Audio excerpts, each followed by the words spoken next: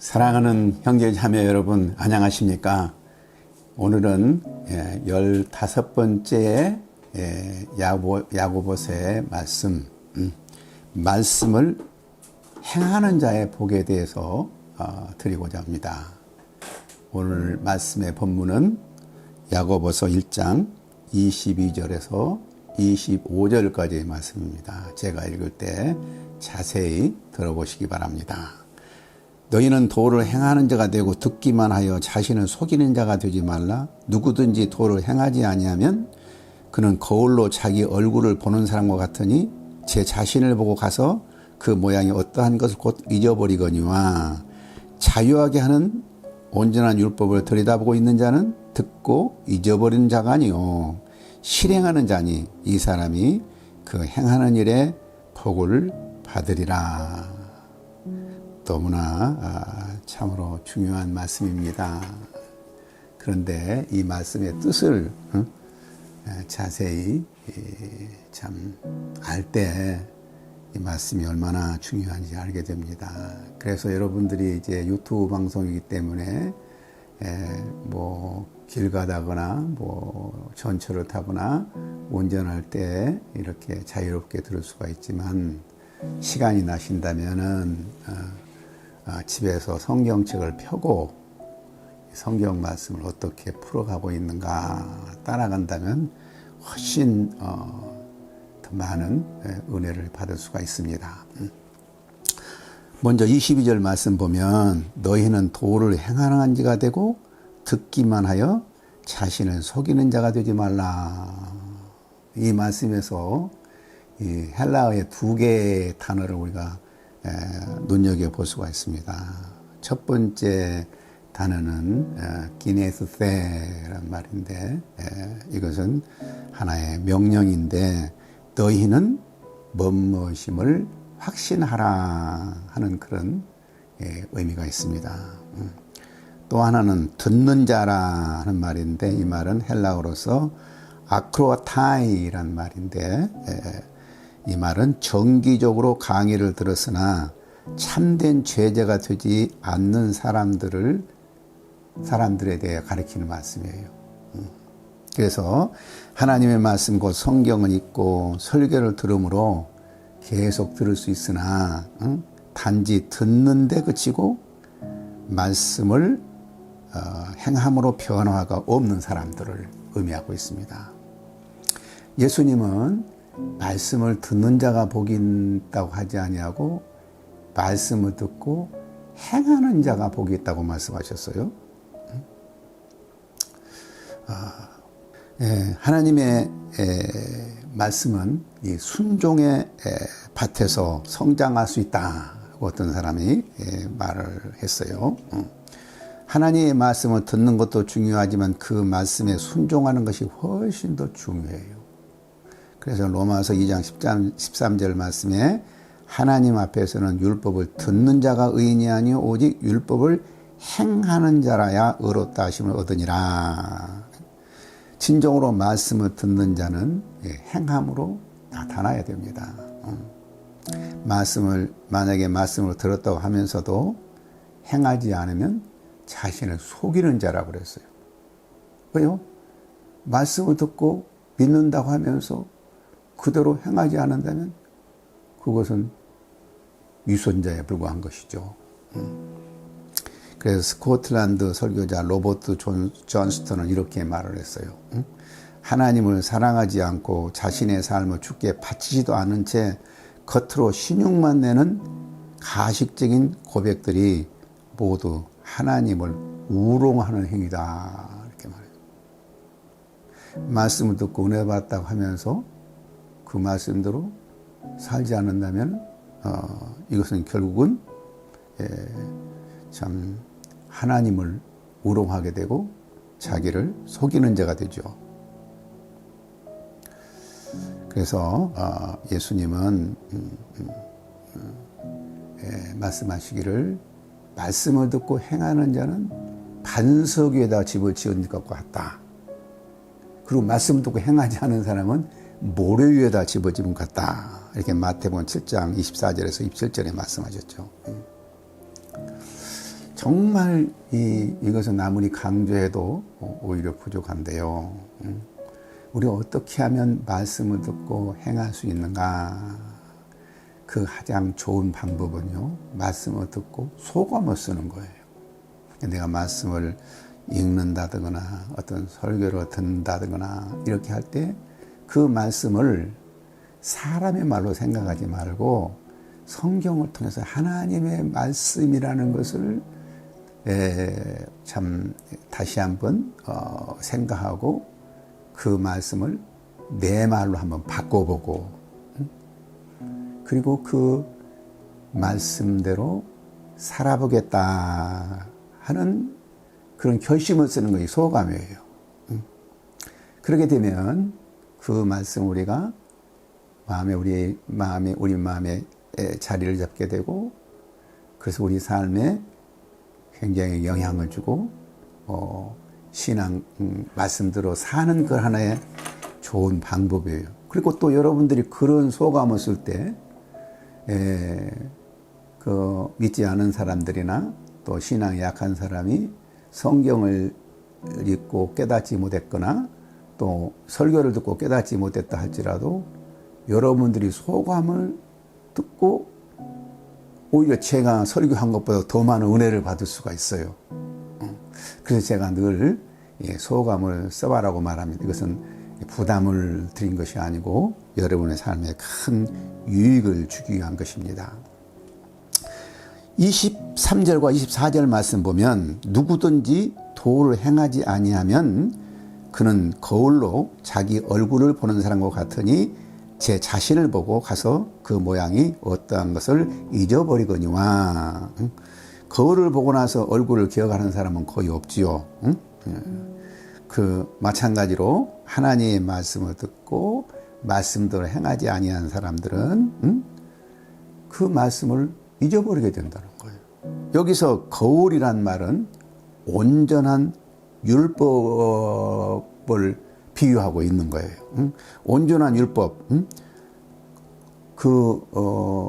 이 거울에 비유는 온전한 율법, 거울을 보고 떠난 것처럼 온전한 율법을 잠깐 보고 떠나는 것처럼 하면 안 된다는 거예요.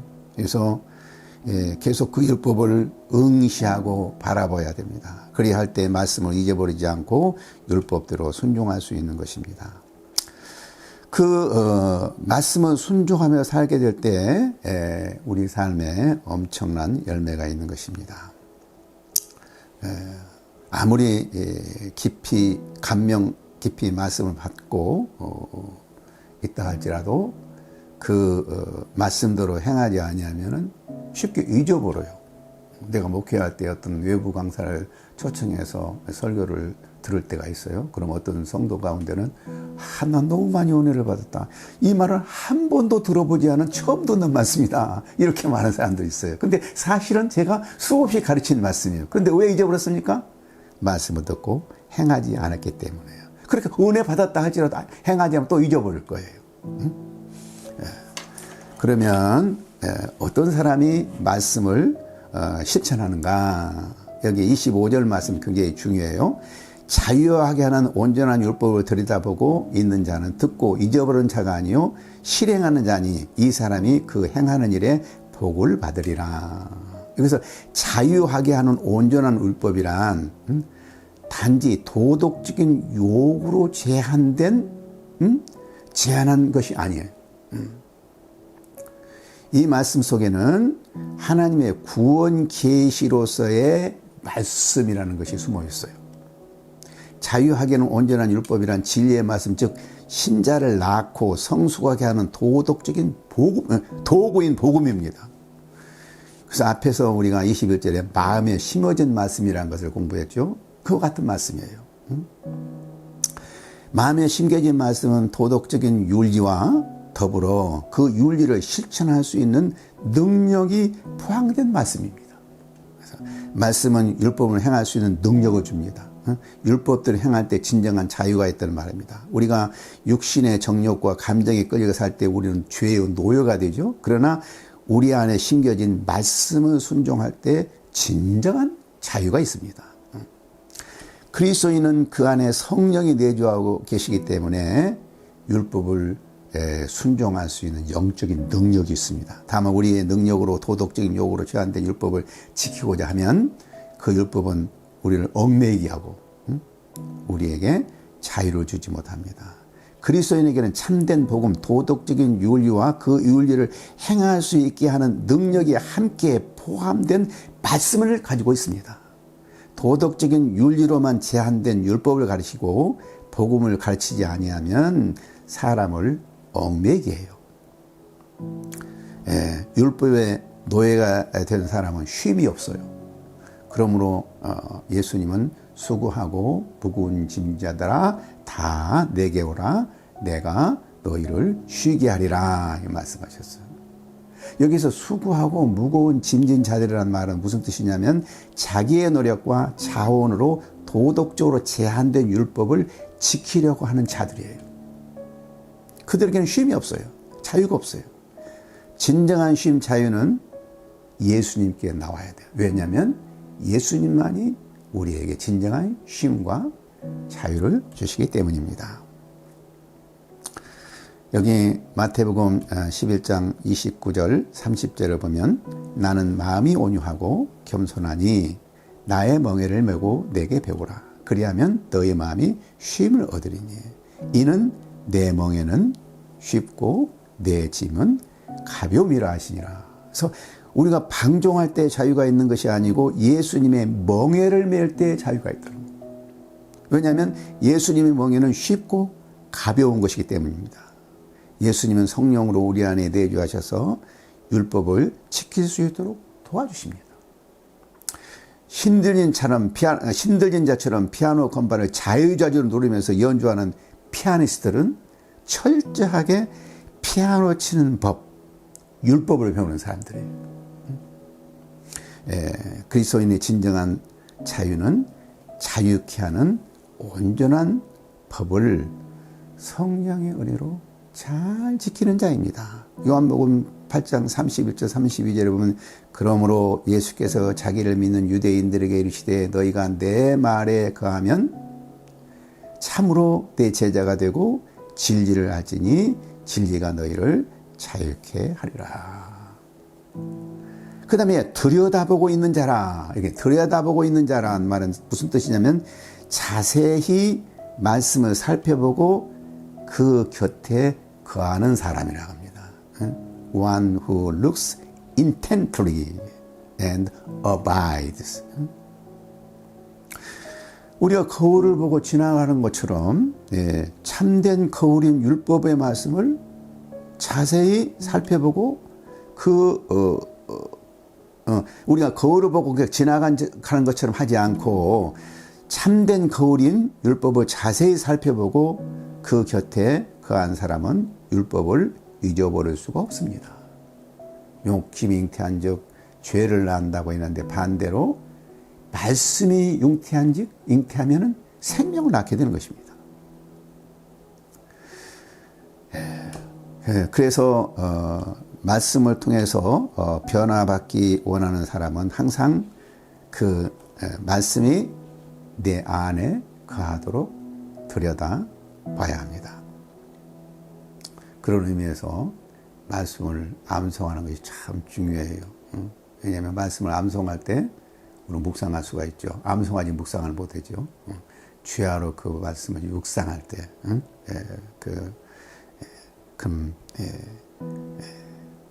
그 말씀이 우리 영혼에 자리를 잡게 되고 그 말씀은 생명의 역사를 이루게 되는 것입니다. 그래서 성경에서는 수없이 반복해서 강조된 말씀이 항상 우리 마음 가운데 말씀이 거하도록 힘쓰라. 그래요.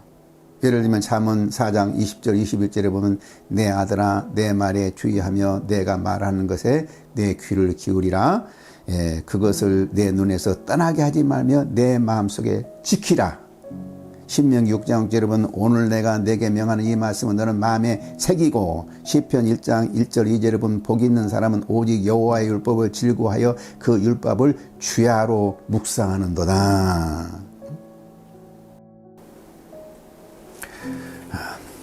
성급하게 말씀을 들은 것이 아니라 마음을 가라앉히고 그 말씀의 뜻을 자세히 살피고 그 말씀 가운데 항상 머물러 있는 사람은 그 말씀의 능력이 우리 안에서 역사하여 말씀대로 행하게 됩니다.